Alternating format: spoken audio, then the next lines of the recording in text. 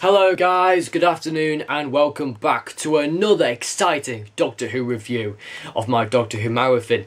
Today's review is another personal favourite of mine, where the Doctor encounters the Silurians for the first time ever in Doctor Who and the Silurians. Now you may be thinking, why do I not have the original DVD casing? I do have the Monster Collection, which contains Doctor Who and the Silurians and The Hungry Earth and Cold Blood. Now this is one of my personal favourites, and I have to say that the Silurians are absolutely brilliant in this, and I think the entire story is absolutely fantastic, because this really felt as a real enjoyable story, and it really mattered on real life situations and life concerns on multiculturalism and coexisting with an alien life form. Is it possible? Or whether the humans may get quite aggressive towards the Silurians, and so it's really had a big effect on whether we could coexist with these Silurians, and had really a great effect. And I actually love the Silurians design. I think the classic design is much better than the modern Silurians, because I feel like that with the modern Silurians you could really feel like that they all look quite identical to each other, but with the classic series they really feel so different, and they look so different with different characteristics and different traits. Like, you've got different Silurians, ones that you've got actually where we actually may think perhaps maybe we'll want to negotiate with these humans and actually want to live in peace with these humans, and then you've got other Silurians who are more contentful, and they are, honestly, think that that the humans are absolutely hostile and they really want to get rid of them all. And so that's like the same things with the humans as well. All of the humans believe that these Silurians, or these cave monsters, must be hostile because they attack other humans and they become a natural threat. But then you've got the Doctor, who I think is absolutely fantastic and just so brilliant with his absolute determination to make contact and coexist with these Silurians by bringing peace to these Silurians, because I really think that the Doctor is so friendly and so kind towards the Silurians that he really feels like a gentle, kind ally towards the Silurians that they can relate to.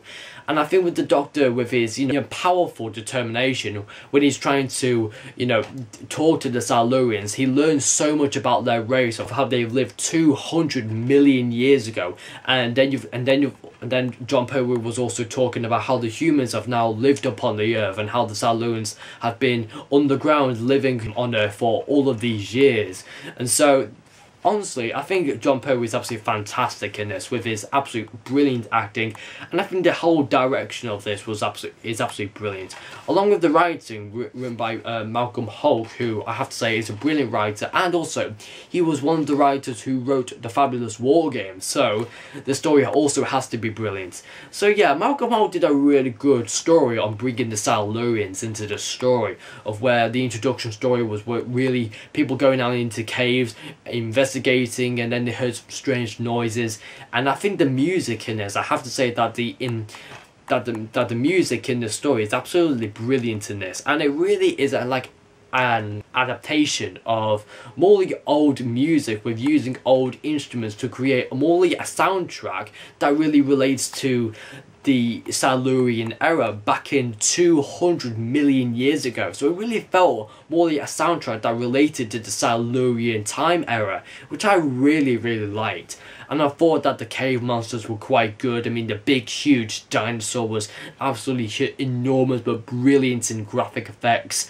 And I really liked the whole introduction episode of the story, introducing us to this power plant and how it had been having troubles with staff, and also the power losses, but mainly of what this entire power plant is usually for.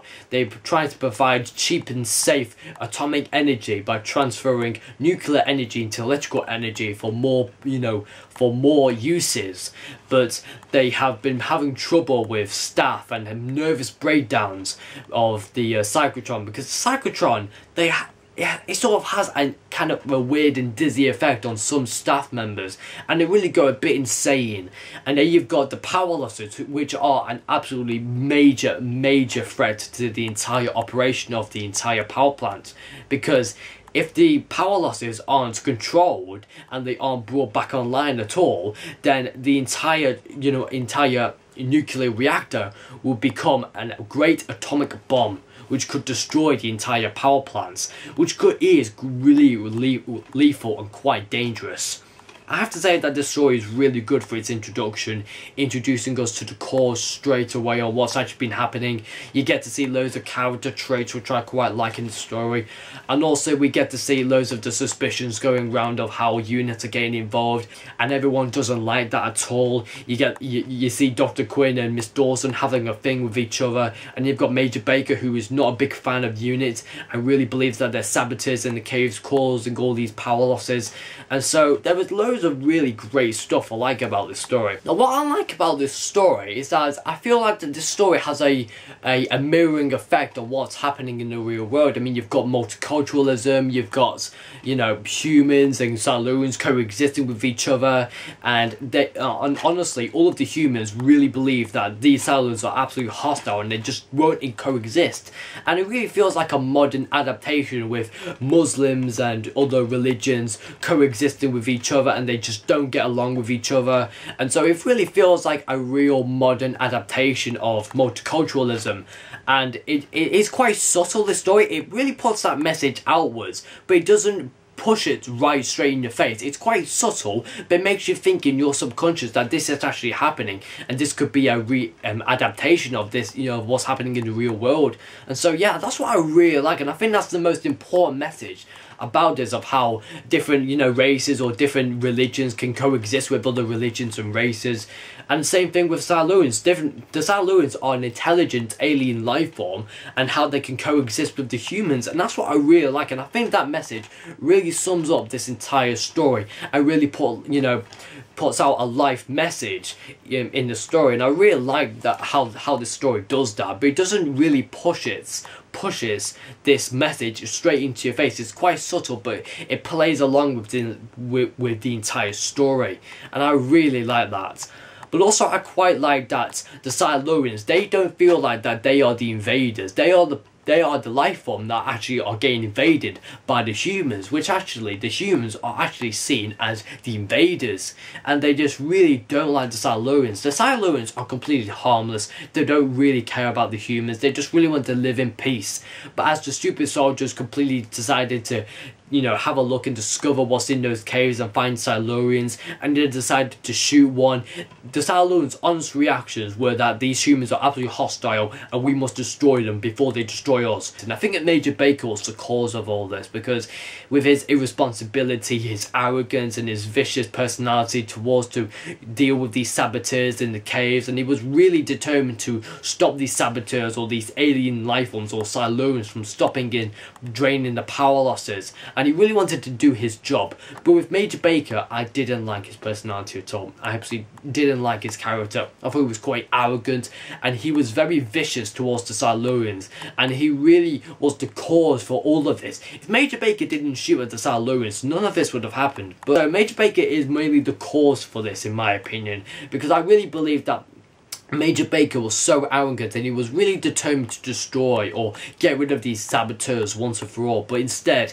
with the Silurians now being wounded by these humans, the Silurians were actually taking advantage of this, and they really want to decide and plan a devious plan to get rid of the humans. And most of the Silurians, they really feel that they want to take this plan into overdrive and really go full on head with a plague to infect on all of the humans. And so all of the humans will be infected with this plague, and then all of the entire human race will die out. And this is the perfect, simple plan that the Silurians really, really wanted. But then you've got other Silurians who just don't really want to force a battle with these humans and make it into a big catastrophe war.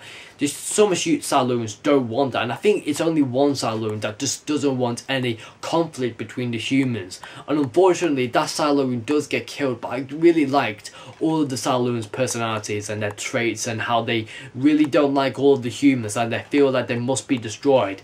And also the same with the humans. They don't really feel that these Silurians are actually harmless, but when they actually realise that these Silurians can actually kill people and they've actually done some damage to people, then they honestly take matters into their own hands hands, and they decide to put a post of these Silurians and really take matters into their own hands by setting up soldiers and grenades and guns and really want to destroy these Silurians once for all before the Silurians destroy them. And so it's really like how to see the comparison between how both sides really want to destroy each other. And so you can see how some people really don't want this to happen, and then you've got people who are really determined to destroy the other side. And so I really like this, and I think this story really sets the bar really high for coexisting with Silurians and humans together. It really makes you think that could Silurians really coexist with humans, or will humans just really get rid of the Silurians once and for all by putting bombs and blowing up their bases? And speaking of blowing up their bases, that's what happens in the end. And unfortunately, spoiler alert, the Brigadier blows up the Silurian base. Now, speaking of the Brigadier, I would have to say that the Doctor's and the Brigadier's relationship isn't quite established yet, because this is the Doctor's second story, and also with the Brigadier's still trying to get used to the Doctor being around with him, and the Doctor really needs the Brigadier as he has the authority and the scientific equipment, but also the Brigadier really needs the Doctor as he's a useful addition to the unit team. And that's what I really like, that both the Brigadier and the Doctor both really like each other, and they really have a really respecting, friendship between them. But in most situations, they really have many arguments, and their relationship and their friendship isn't quite yet established. They have many, arguments between each other, especially in one scene where the Doctor calls the Brigadier Sherlock, and then you've got the Brigadier calling the Dr. Watson, which I like that quite reference. And they really feel like that the Doctor and the Brigadier, they're trying to fight on who's going to be Sherlock and who's going to be Dr. Watson, the sidekick. And so that's what I quite like. I really like the kind of arguments on who's really Sherlock and who's not. So that was quite a good moment. Also, I quite liked how not everything goes the Doctor's way. I mean, the Doctor was really determined, and he was so full of confidence to bring all of these Silurians back to life from hibernation. But unfortunately, the Brigadier took matters into his own hands, and he took matters from the Ministry and completely blew up the Silurian base. And that really upsetted the Doctor so much, and he really didn't want the Silurians to be blown up. But unfortunately, with the Brigadier's interaction with the Ministry of Defence, and also with the authority of the government, the Brigadier had to take matters into his own hands to prevent any more people being killed by these Silurians. I really wanted to completely destroy the Silurians, and unfortunately that really upsets the Doctor really much, because he was really interested with the Silurians, of how these Silurians were such an intelligent alien life forms, but the Brigadier, he's just wiped them out. So I really like this entire story. I think it's really fantastic. If I have to give a rating, I know I'm giving this rating really early on in the review, but I have to give this, from honestly in my heart, I would have to say that I have to give this story a 10 out of 10. Because you know what, I really love this, and I really like how it has a mirroring effect on what's happening in the real world, and I like the relationship between the Brigadier and the Doctor, of how their relationship isn't yet quite established. And I think the characters in this are absolutely brilliant. Like, they have so many different traits, especially Dr. Quinn, who I have to say is very, very suspicious of UNIT, and he's very contentful with his job. He likes doing his job, and he's very, very cautious of what might happen next. But he's also very worried, and especially in one or two scenes of where the Doctor came into his house and having a look around, and he was quite worried and quite suspicious of the Doctor, or what he was doing in his house. And then the Doctor was trying to have like some suspicions of what Dr. Quinn is hiding in his house, and Dr. Quinn was quite worried that the Doctor might catch him out from hiding something. And so that's what I quite liked about Dr. Quinn. But he was a very mysterious character. Also, he was the first person to talk to these Silurians for the first time, and really help the Silurians in tracking down one of their own. And so Dr. Quinn actually felt more of an ally towards the Silurians, but instead he really kept a Silurian at his home and really tortured it for some time. He really wanted to get some information out from the Silurians, but he didn't really want to take that Silurian back until he got that information. But unfortunately, he does get killed off in the end in episode 3. Now, I have to say that episode 3 cliffhanger is my favourite cliffhanger.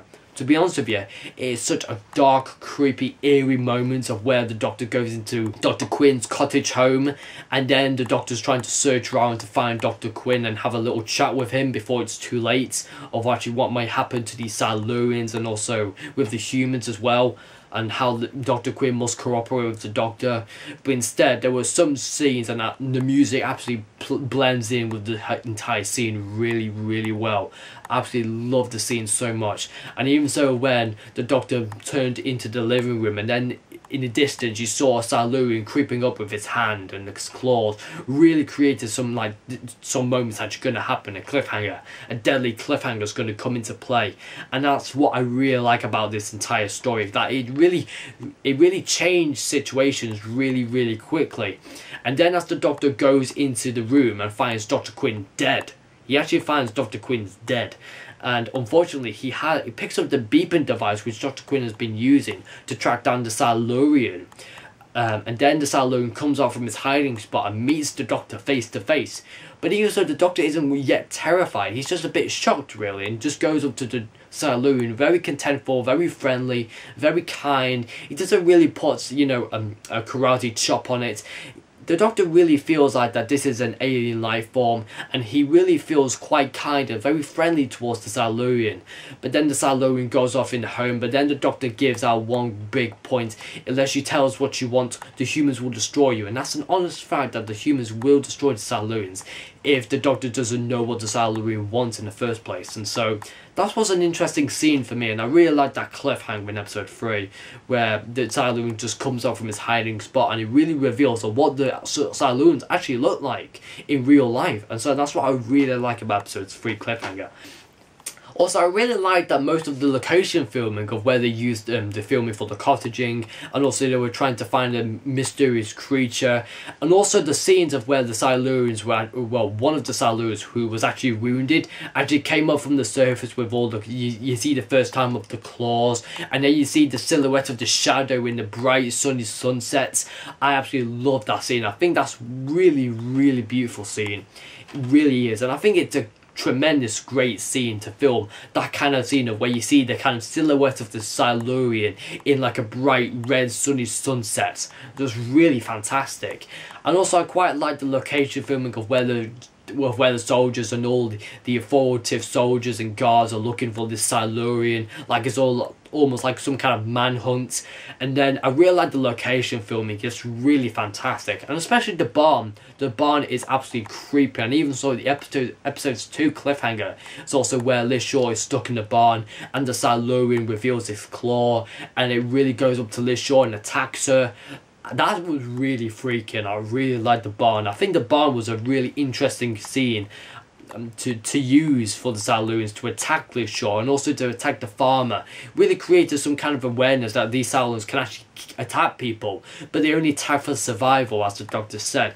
It attacked Liz Shaw, but it didn't kill her, which actually meant that the Silurians actually killed for survival. Like the same thing for humans, they really fight for survival as well. The Silurians and the humans really have the same adaptations and the same characteristics, that they fight for survival. They may have different, characteristics, but I really feel like that they have very similarities and many differences. But I really like this entire story so much, and especially in episodes 5, 6 and 7 where the plague actually gets out, where the Silurians actually lash out a deadly bacteria on Major Baker, and automatically Major Baker dies from the bacteria.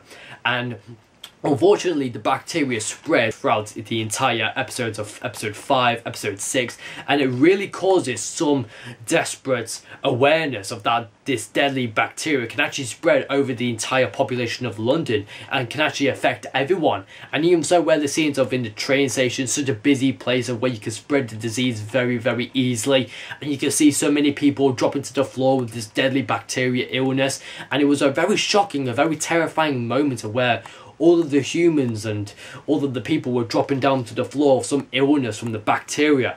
Really harming but very awareing scene of how this bacteria is actually very deadly. And Masters and Dr. Lawrence should have left the research centre, because those were the ones who Dr. Lawrence, who's the entire director of the entire operation, who didn't really feel like that he needed a jab of some kind. He didn't really feel like that he had the bacteria or not. But then in episodes 6 and 7, the illness revealed in his face, and it showed that Dr. Lawrence was quite furious and really upset with and frustrated with the unit people, that Dr. Lawrence has actually just called up the unit people just to sort out these power losses and just these, you know, staff disturbances of the, you know, of the power plant.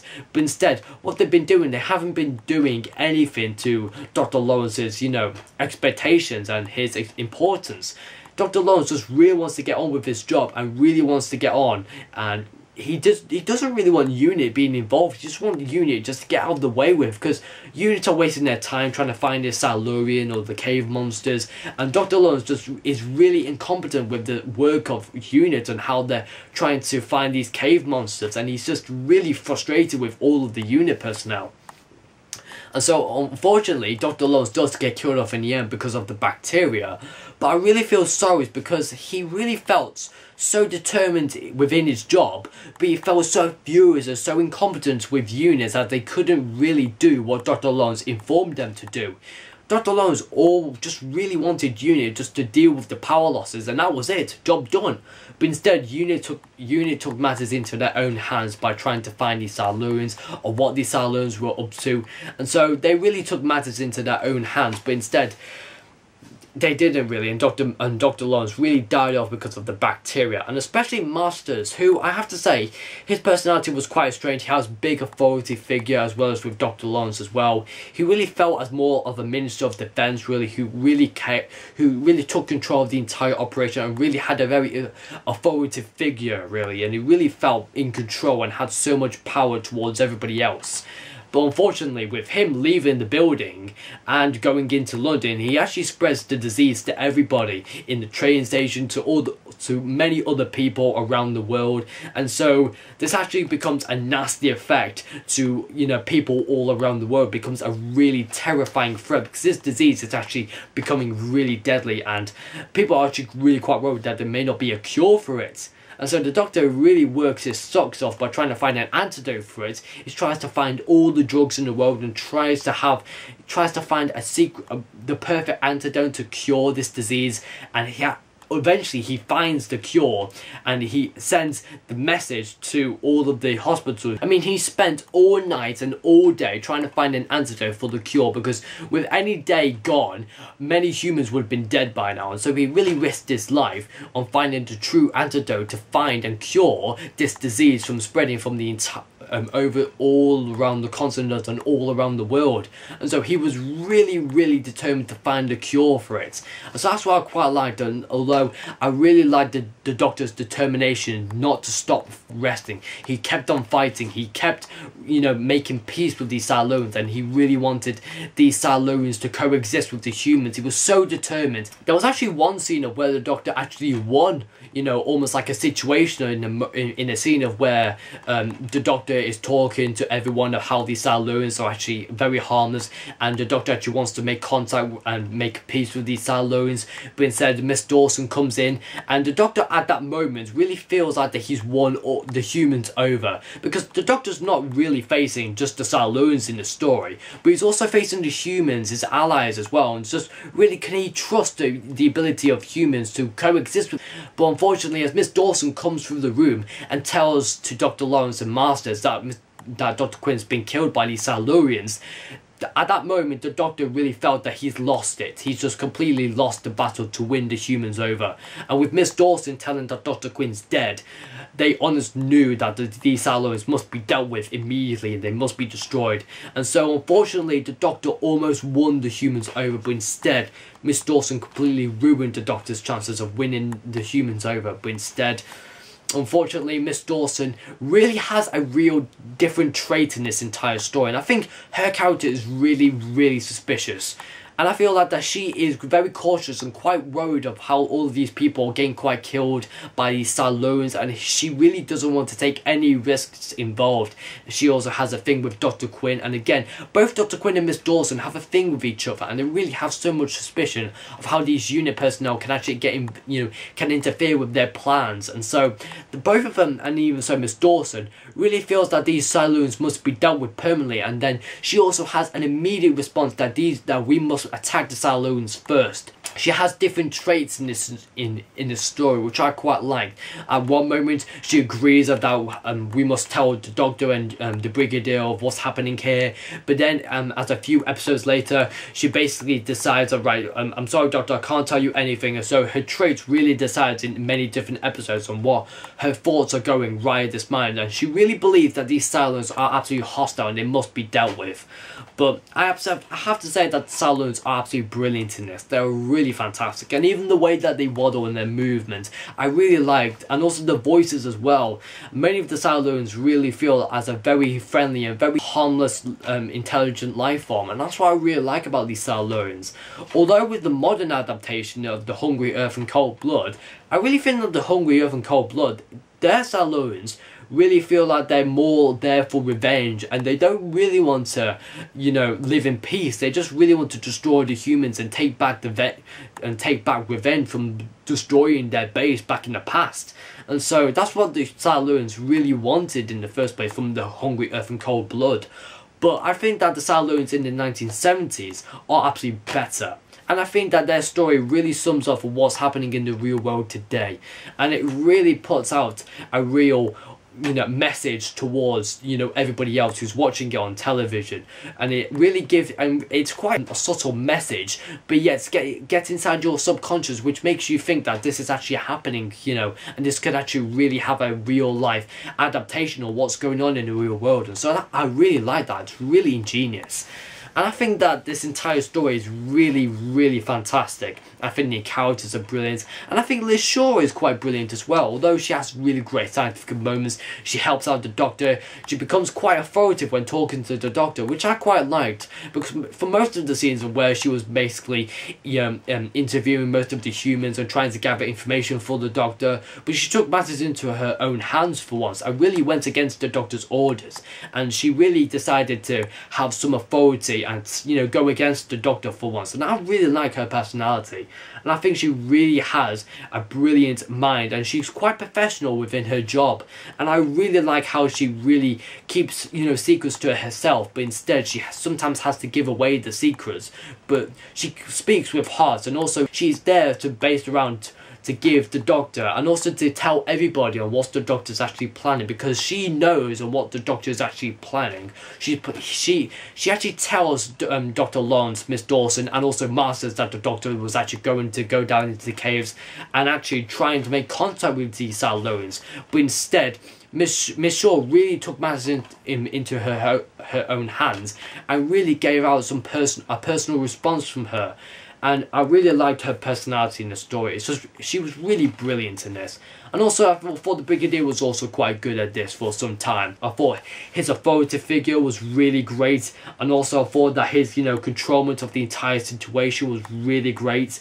But also, I didn't really like the ending of how he took matters into his own hands and really decided to blow up the Silurian base just to wipe them out and eliminate them.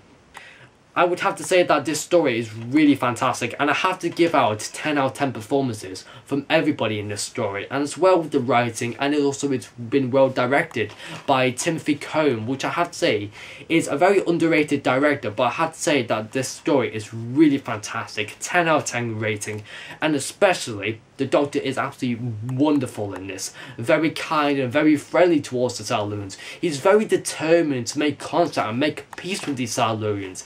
And I really love that about the Doctor, because most of the time the Doctor's quite contentful and he's very serious in his manner, and he really wants to deal with the villains really permanently. But this story really feels like the Doctor really wants to make peace with the Silurians, and I really like this story because we are not the people who are actually being invaded by. We us humans are actually the invaders in this story, and this story has a real different approach to modern life, and I really like this story for so many reasons, and I think most of the reasons have just been explained in this review. But I have to say, 10 out of 10 rating for this story. I just really think that giving a message, a quite subtle but sends a message in your deep subconscious, really connects to what's actually happening in the real world. And actually the Silurians are actually an adaptation of what's actually happening in the real world, with multiculturalism, religions coexisting with other humans and races and stuff like that. I really like that message, and I really feel like that this is a real big adaptation of where the Silurians coexist with the humans, and the same thing with what happens in real life today. And so it really still matters today, and I really love this entire story. I think the music is really creepy and very atmospheric as well, and also I think the music, the soundtrack, as I said again, really old music, but definitely connects to the Silurian time era. And also you've got really great characters, Dr. Lawson and also Dr. Quinn, very content within their jobs, but with Dr. Lawson, he's quite very frustrated that he believes that units can't do the job properly, and he really wants units to be gone and out of the way with. And then you've got Dr. Quinn, he quite suspicious within his work, but then he tries to plan out and be in league with these Silurians and gain his own advantage by trying to torture one of these Silurians to gain this information. And then you've got Miss Dawson, yet again, I've spoken about her personality, of how she's quite very worried and quite very cautious of, she doesn't really want anybody getting hurt, but she really wants the enemy and, you know, the threat eliminated really straight away. And you've got Masters, who's more the kind of authority figure in this. And then you've got Major Baker, who I just think that his personality is so arrogant, so irresponsible, and I think he was the cause to start off this entire catastrophe. Because with this, I think that with Major Baker put in the picture and trying to ruin one of the Silurians, that really created more of the, you know, the arguments of how these Silurians must be destroyed, and how that really started the battle between the humans and the Silurians. And so I'd have to put the blame on him for starting this entire thing. I think also the young Silurian really wants all of these humans to be eliminated and really wants to live in peace with other Silurians. But then you've got a much older Silurian who yet still wants to negotiate with the humans, and also speaks to the Doctor in much of a calm and really kind, you know, tone of voice, which I quite like, and they really have a big discussion on their life and really on how the humans and the Silurians can negotiate and coexist with each other. And I think the Doctor is absolutely brilliant in this. Really wonderful, very friendly, very generous, and he is very determined to make the Silurians coexist with the humans. He's really kind and gentle with the Silurians, which I really quite like, and that's a different side to the Doctor in this story, which I really admire so much. And I think this entire story is that I can go ranting on for so much long about this entire story. I just think that the scenes are absolutely brilliant. I think there's so much dialogue between the characters and so much characteristics within their personalities. And I think the Silurians within there and the whole plotline is absolutely brilliant to perfection. And I absolutely love this entire story so much. I think it's really well written, well directed, and well produced, and really brilliant performances from everybody in this story. Really 10 out of 10 ratings for me. Really fantastic, and I would have to say this is my guilty pleasure story for giving it a 10 out of 10 rating. Really fantastic. And so guys, that is my review on Doctor Who and the Silurians. I hope you have enjoyed it. Please do give a like, but also comment your views on this story, and please do subscribe to my channel if you are new. If many of your mates are really interested in Doctor Who and Silurians, then please definitely pick up the DVD, and also please tell them to watch my review or this review on Doctor Who and Silurians, because I have really explained my honest opinions about this entire story, and I really do believe that this story really has a modern message to the entire world and really reflects on what's happening in the real world. And I really believe that this story is really fantastic, and it is really 10 out of 10 ratings for me. Brilliant. So guys, thanks for watching, and the next review, which will be the Ambassadors of Death. And so guys, thanks for watching, and I'll see you guys next time for the next review, which will be the Ambassadors of Death. See you guys later.